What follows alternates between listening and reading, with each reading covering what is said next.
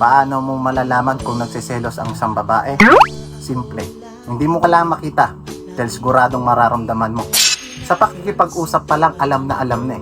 Alam mo may kausap ka, pero parang kinakausap mo lang yung sarili mo. Swerte ka na nga kung kinakausap ka pa eh.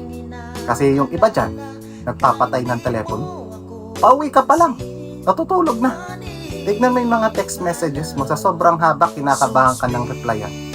Replyan mo, user not found. Meron din mga pasimpleng selosa.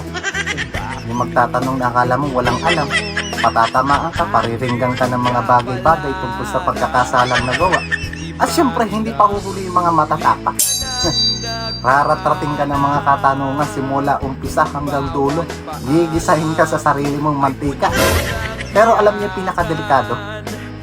Yung mga babaeng nagsasabi na hindi marunong magselos o yung hindi ganong maingay. Bantayan nyo yan. Dahil yan pag napuno at pumutok, parang sniper. One shot, patay.